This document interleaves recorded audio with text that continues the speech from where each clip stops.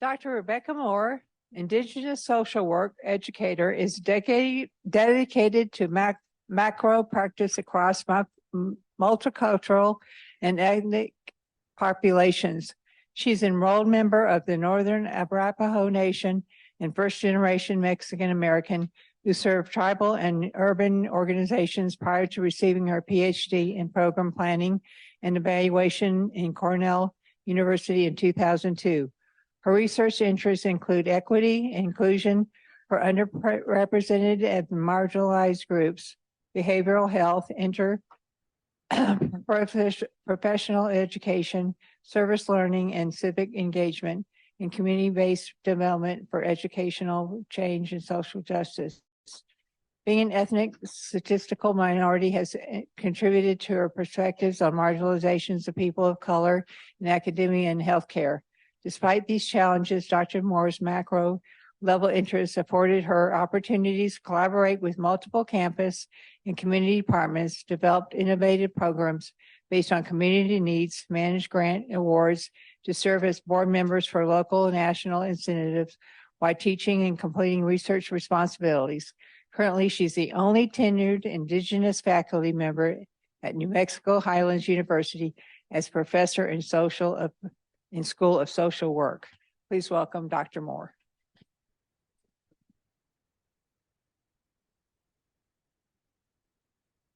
Buenos dias. First of all, I'd like to really send my appreciation to your planning committee and to those who invited me to serve as a guest speaker for your Professional Development Day.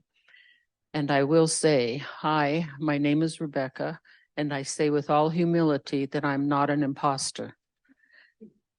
This has been a life lesson. I think it's really important when you're doing this type of work, we already know how difficult it is, that you have to be your authentic self.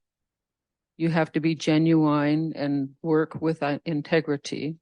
You have to be able to demonstrate empathy for others, and you have to listen with respect. As my bio said, I have a background in social work, and my interest in diversity, equity, inclusion, and anti-racism is really based on the core values of who I am as a social worker.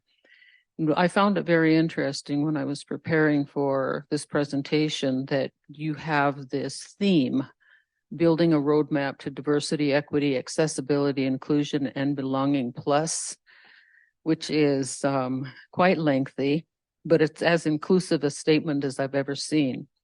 And this is particularly relevant given our local and national socio-political climate. We're looking at declining enrollment of males, which was a topic this morning. We're looking at hate crimes, the voting rights and oppression of voting rights, transgender visibility, critical race theory in the classrooms, and our challenge to academic freedom. And I'd like to begin my conversation with you about this topic. I was assigned the topic of what is the difference between equity and equality. This topic matters to me because as an individual within my profession as a social worker, as a community engaged scholar, and in larger circles of humanity, we should all be concerned about the welfare of our brothers and our sisters on this planet. And I'd like to offer some background information to who I am as a person. I'm an Indigenous woman with multiple ancestries, born in a country that granted U.S. citizenship to American Indian peoples in 1924 under the Indian Citizenship Act. I'm an enrolled member of the Northern Arapaho Nation with Lakota, Gros Ventre, French, English, and German ancestors on my maternal side. On my paternal side, my father's people were immigrants from Portugal and España with indigenous unions. So I am truly indigenous to both Central and North America. And I do say that had it not been for the educational policies of the 1960s through the 90s, I would not have been afforded the opportunity to receive both my bachelor's degree and my master's degree. And later, I was afforded an opportunity to complete my PhD program at an Ivy League research-based institution through a minority fellowship, and later an anonymous donor scholarship. And this was under the institution's affirmative action program for underrepresented students.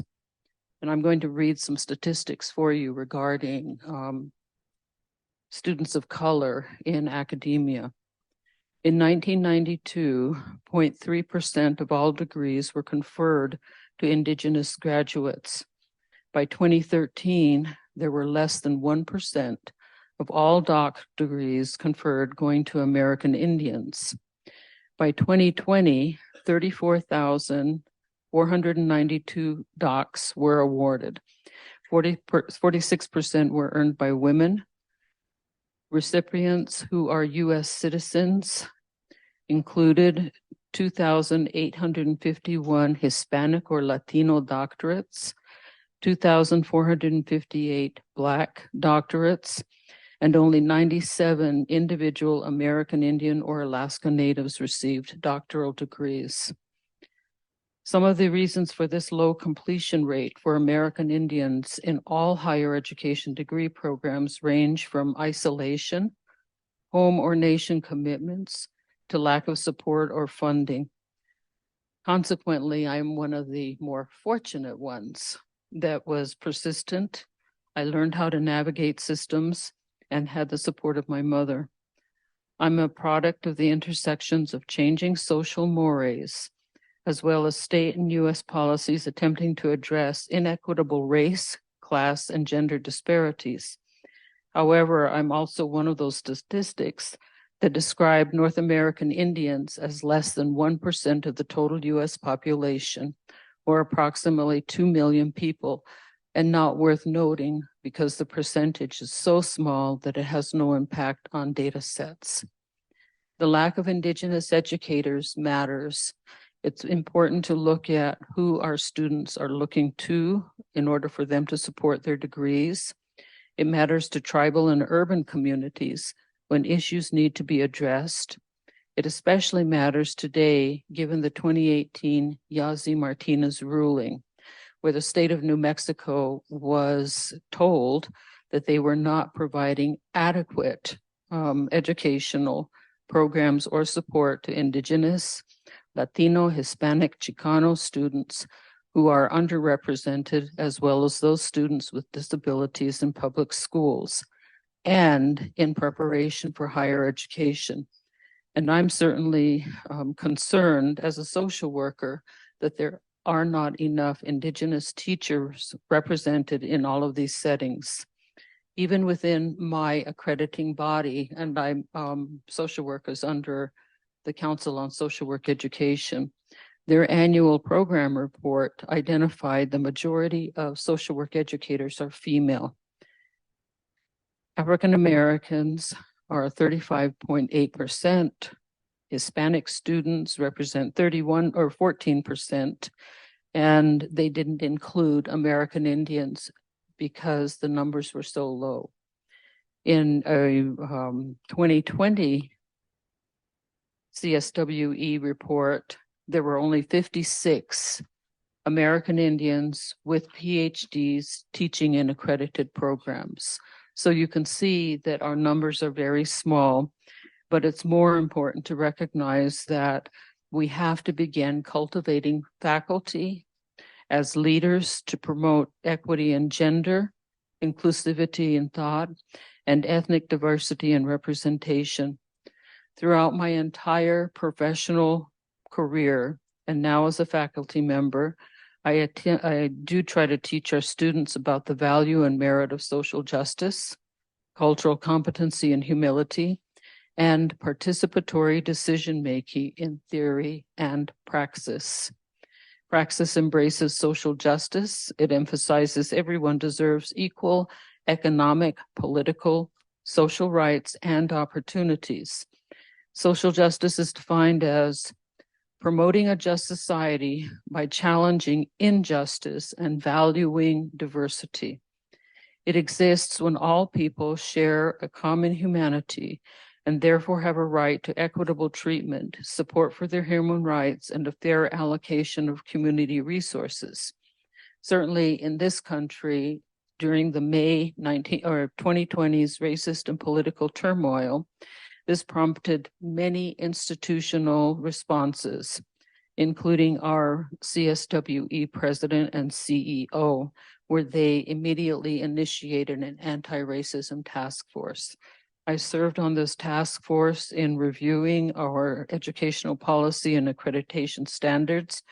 And after completing that, our standards did change, but it took a mighty force.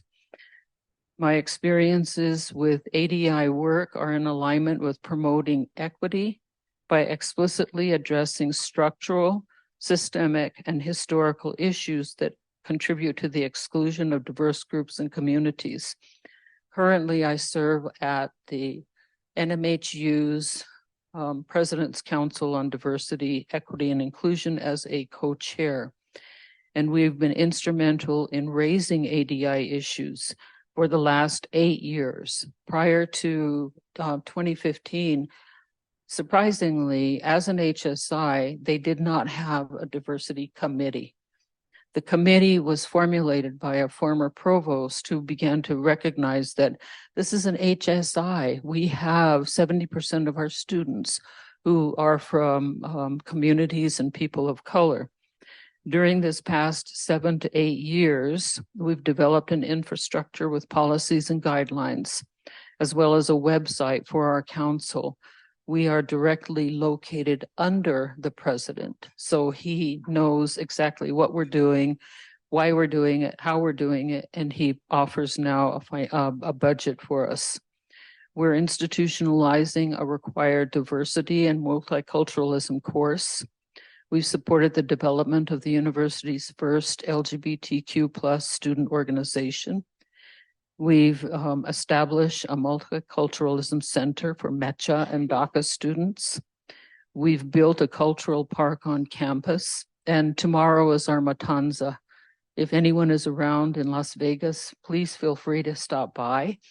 It's a huge community feast where we share food, culture, and good company. We addressed human resources, policies, and proposed changes. We've developed our own land acknowledgement statement. We raise awareness through professional development speaker series and other activities. And we're also responsive to human issues that emerge: immigration, the Pride movement, DACA, and the recent Palestine-Israel conflict. Now that I've established who I am as a human being, I would like to pose several questions for you to consider. And I'm really pleased to be here because your development day really I view as a summit on diversity, equity, and inclusion, with all of you participating in it, that certainly somebody's taking notes. You know what you've got to do if you're strategizing to move your work forward. Some of the questions that I developed as I was preparing this was, obviously your starter question: what is the difference between equality and equity? Whose interests are served in the application of equal or equitable resources? Why does the difference between equity and equality matter? How can we transform the relationship between equality and equity in education? And are institutions of higher ed truly committed to advancing social justice and demonstrating equity for students, staff, and faculty? And just a little bit background on the difference between equity and equality. The U.S. Constitution's 14th Amendment broadly addresses equal rights in American society. However, there are caveats in this early amendment. Not all persons had equal rights because it depended on a person's race, status, and land ownership for that era. It reads the 13th or the 14th Amendment. No state shall make or enforce any law which shall abridge the privilege or immunities of citizens of the United States, nor shall any state deprive any person of life, liberty, or property without due process of law, nor deny to any person within its jurisdiction the equal protection of the law. Legally, equality means equal treatment or opportunities. State and federal governments, in theory, adhere to this equality statement for individuals in most settings, regardless of race, class, gender, or socioeconomic status, religious beliefs.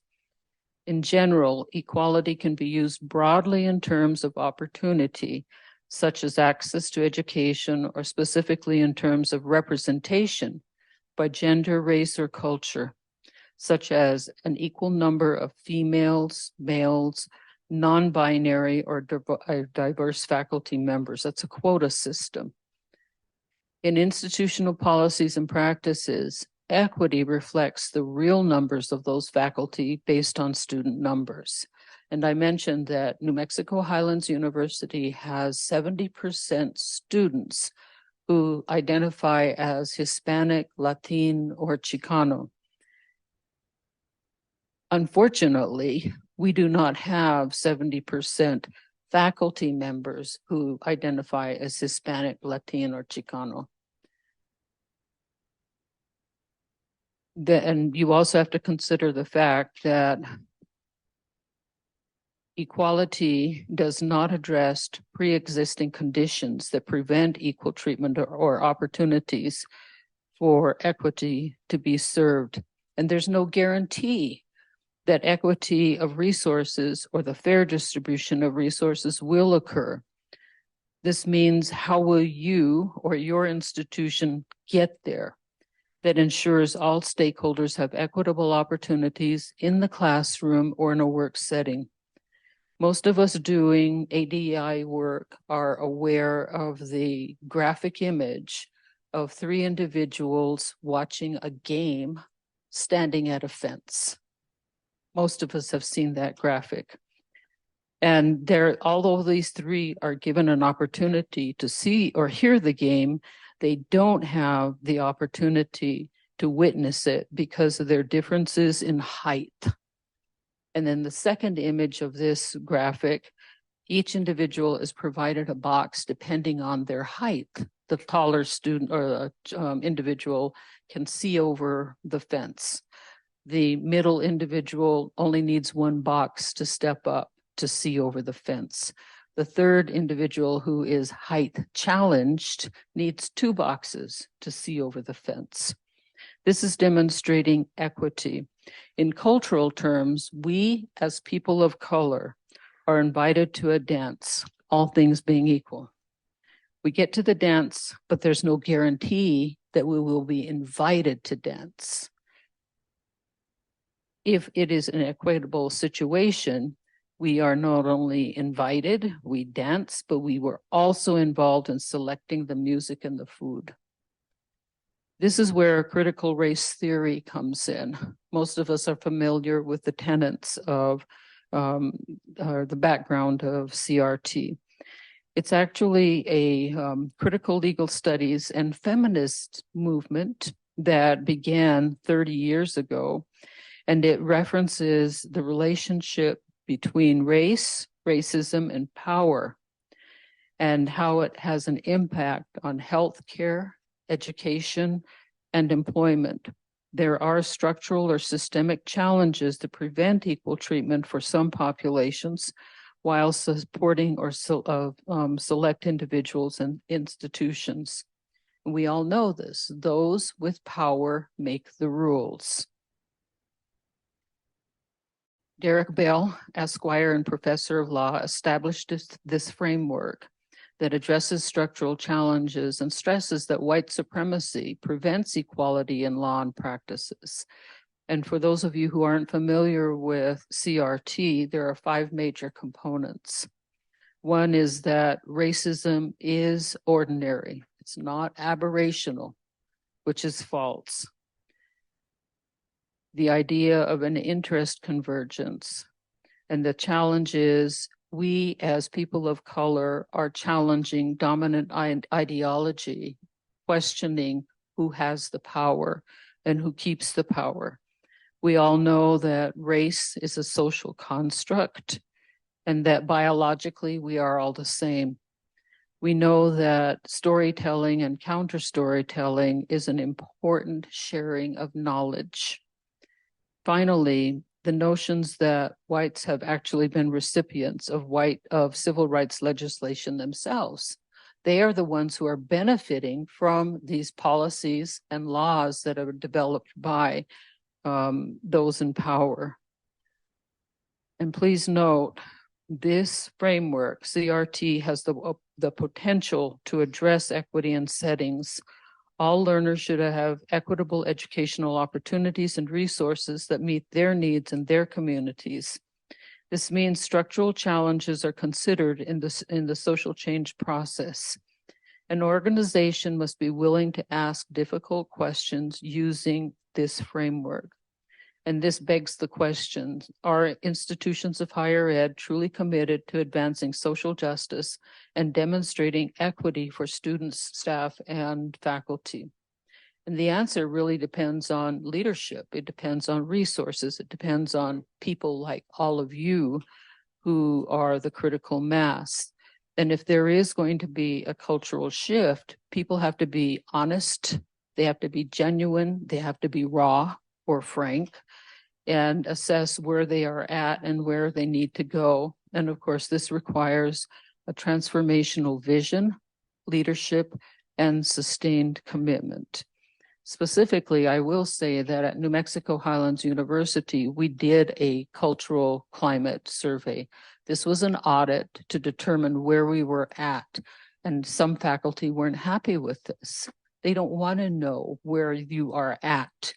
Do people experience racism? Are there microaggressions? Are there acts of discrimination that occur among students, staff, and faculty? And I remember reading the qualitative findings of this particular report, and one thing really had me concerned. So we know that we read these and that we hopefully close the loop and start doing something to address these. One comment made by a female staff member was that she hates going to see her supervisor because he always gives her a kiss on the cheek and a hug when she's visiting him or reporting to him. That's a huge wake-up call. What have we not been doing in order to ensure the safety of individuals, regardless of their classification on campus? The other thing that many faculty reported is that we don't have a problem here. Well, excuse me, 70% of our faculty are white. And this told me that there was this color blindness going on, that everything is fine. You don't need to open up this can of worms. It'll pass. But the audit itself was eye-opening for some of our administrators. It was not news for others. The other thing that I do personally in my course instruction is a privilege walk, and I'm not going to do that here today because you need that safe space where you can process that information about what you're experiencing when you're asked to, and this is, I'll just give you the basic outline. Everyone lines up from one end of the room to the other. I ask a series of questions that were developed by Peggy McIntosh back in the 80s. And with each question, you either take a step forward or you take a step backwards. So these questions are based on race, class, gender, ability, etc. By the end of this 20-question exercise, those with more privileges end up at the front of the room. All of those people of color or more oppressed end up at the back of the room. And it's an opportunity to visually see where you are at in relationship to other groups of people. It's a very humbling experience. So at this point, I guess we're going to do a Q&A, and we're going to talk about some of the items that I've shared with you specific to equity and equality.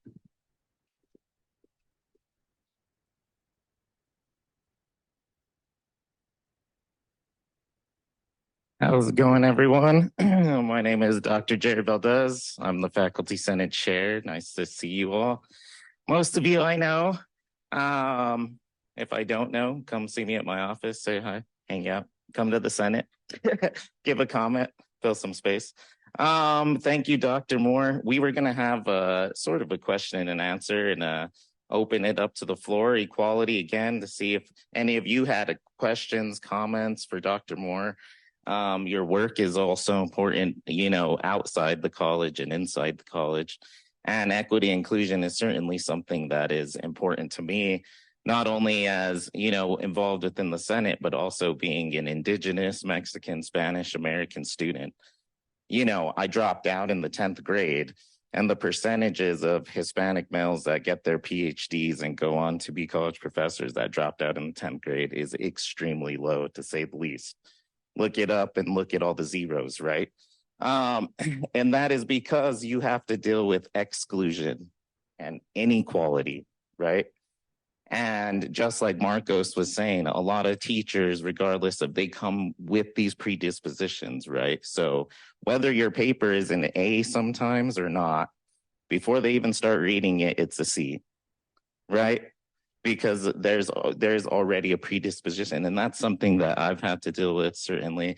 I'm sure you have had to deal with in your life too. So we have a few questions. Unfortunately, we only have about 7 to 10 minutes left to get some of these questions in. So I'll start it off. You mentioned you came up with some great questions too. So I'll start it off, and then again, anybody wanna chime in, have a question, have a comment, have a story, anything like that, please do so.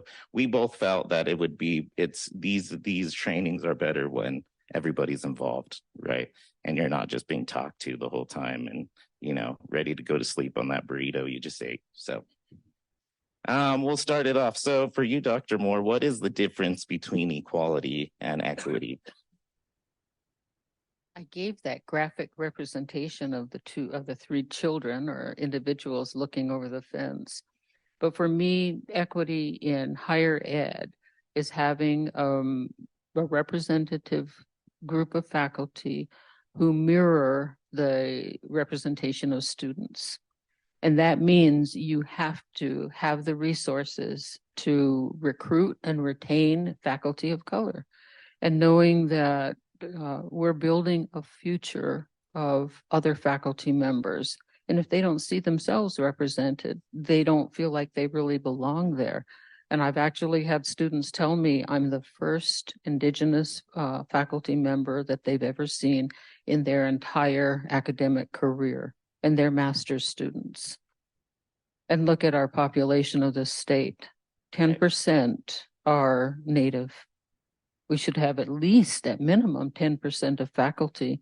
But the flip side of this, as I said before, you have to consider the context and the structural challenges. It's very difficult to recruit faculty of color because we're such a rare bird, and knowing that we can go to other institutions that pay a whole lot more. Yes, absolutely. And it's not just about having one faculty member, right? And it's a generational thing too. You know, I've heard a lot of teachers on hiring committees say, well, you know, just no brown people applied. So sorry, like that's not our fault, right? But it's a generational thing, you know.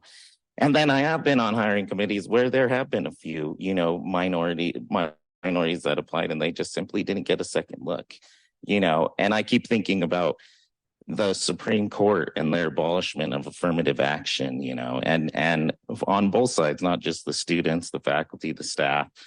And for me, affirmative action was never let's hire people because they're minorities. It was let's stop institutions from hiring people just because they're white. It's literally the opposite of that, right? But there's a lot of people, Bill Maher, you know, all these people in the news, where they say equality and inclusion is no longer a problem, right? And So bizarre. yeah, And only recently I saw a Chronicle of Higher Ed headline that said the majority of college presidents are disappointed that affirmative action was removed. And had it not been for what was considered affirmative action, as I said, in the 60s, 70s, and 80s, I wouldn't be here. It was an opportunity, but it also meant that I still had to navigate that opportunity. yes, absolutely. Right, right. And like you said, you're one of the rare, you know, examples of being able to navigate, you know, despite all these odds of inequality and exclusion that you had to go through, right? Does anybody else have a comment or yes, I will bring you the mic here.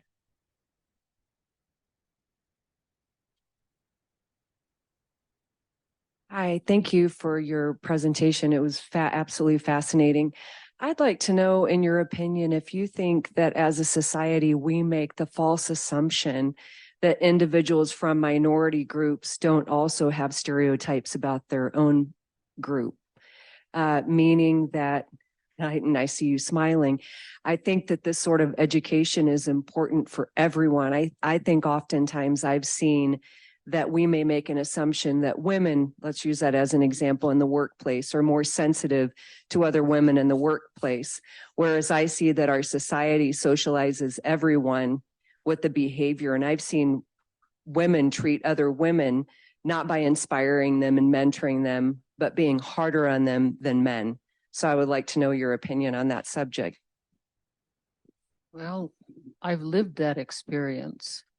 And those are some of the challenges in academia. If you're doing the work, and that's why I said I'm not apologetic when I say that I'm not an imposter. I finally reached that threshold where I just said, basically, the hell with it. You know, I got to do what I'm doing. This is what my areas of interest are, and I move forward. But the reality is, in academia, it's a very competitive environment. It's also very cutthroat. It can be very toxic, and you have to find joy in other ways. And when I first started getting involved with DEI work at Highlands, it was an avenue where I didn't have to deal with all of that weight of being a woman of color, of people judging me for my academic trajectory, my research interests, the things that I was doing in community engagement. And they actually were women that were worse on me. And in fact, in my student evaluations, it was primarily white male students that blasted me because they questioned my identity, my knowledge, how I delivered information. So you just have to move on. And I try not to pay much attention to that negative side of it because there's still so much work. You remember that the Greek mythology, Sisyphus was constantly pushing this boulder up the hill. Well, guess what? That's what we do as women of color. And we just have to keep moving on and hoping that one day it will be different. But it depends on the individual personalities of women, whether they want to serve as support or they want to serve as mentors, or they just need to get out of the way. Estimada, my name is Jose. I'm an adjunct instructor here at the community college. I teach in the CGS program. It's not so much of a question, but just coming from my heart. I think on the issue that you're doing is spot on. I live in the community in the northern part of the state. I serve in this whole entire state in many capacities. But I think that when it comes down to the issue that we're talking about, equality, equity, so forth and so on, I think you need to be really original, genuine, raw, and call it for what it is. If it's in your face, you call it what it is. You make something come out that's going to be an outcome that's going to be positive for role modeling for our kids that are in the schools, whether they're in elementary, middle school, college, et cetera, et cetera. We are role models. We have to set the example. And sometimes that hurts to set the example because you have to be raw. You have to be honest. That's where your character comes from. So in this field of racism that's alive and well across the nation, I see it as a military member. I see it as a law enforcement first responder, boots on ground. But I ain't got time to be dealing with what the pain and grief and loss that is going on out there in this community. But I appreciate the work that you're doing. Believe me, the work that you're doing, I'm hearing that. Muchas gracias.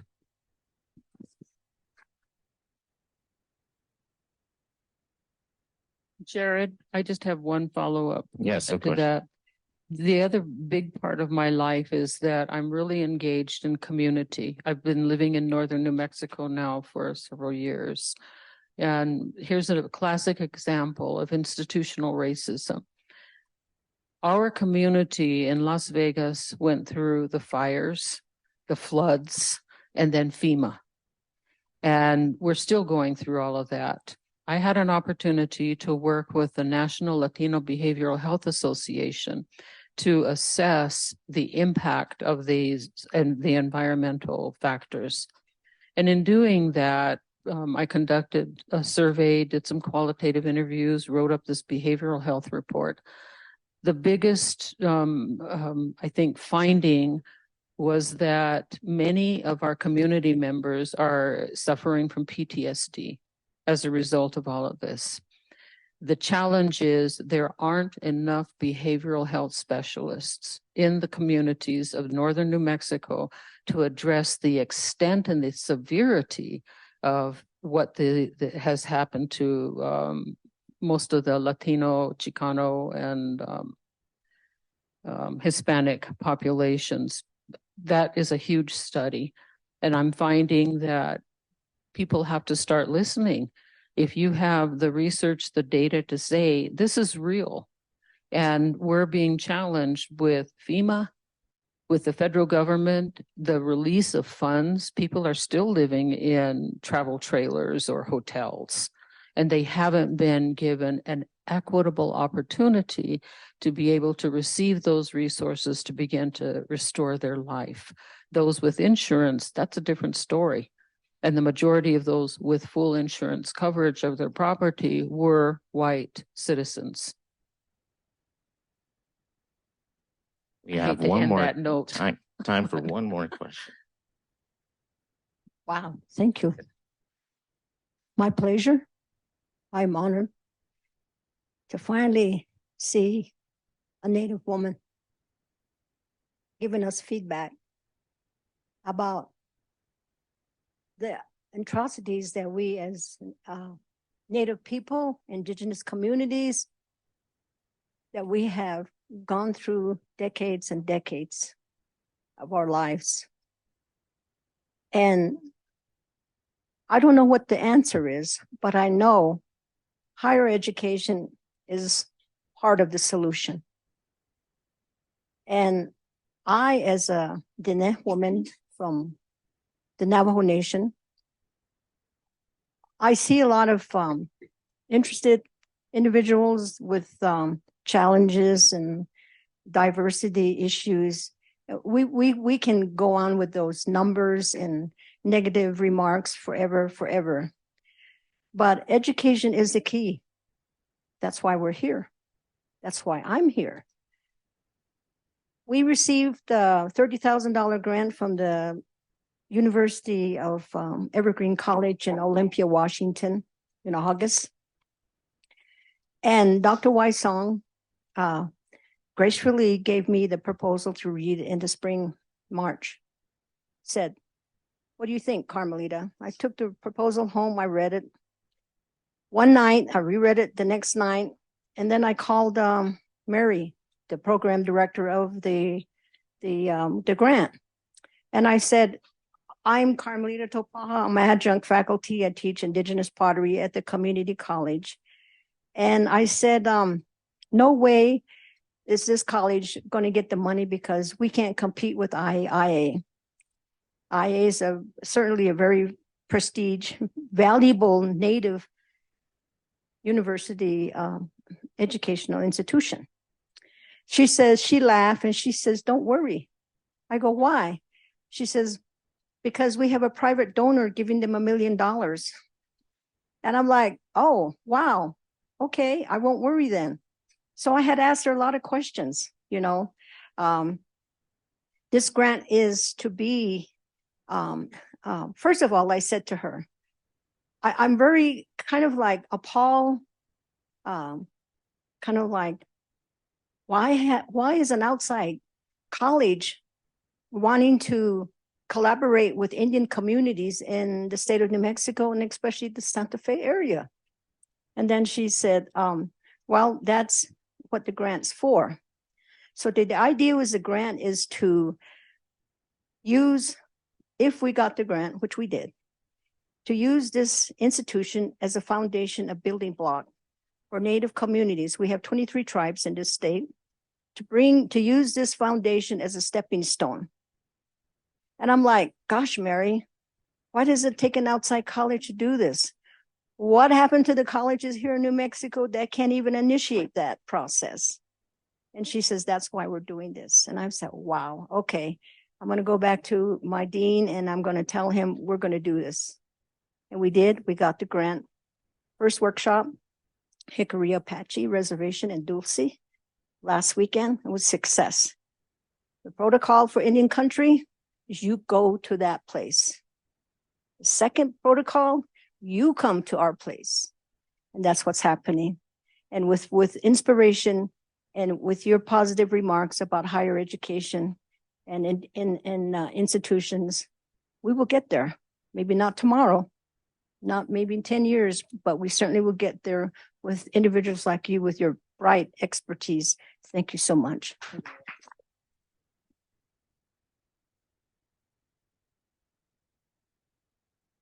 My only final comment is that it takes a village. Somebody else said this earlier, but it really is going to require building partnerships with other institutions, collaborating with other units, other disciplines to ensure that whatever your strategy is, whatever your goals are, that more people are involved, because that's the only way it's going to work nowadays. Like-minded individuals will accomplish what they have in their vision. Thank you so much.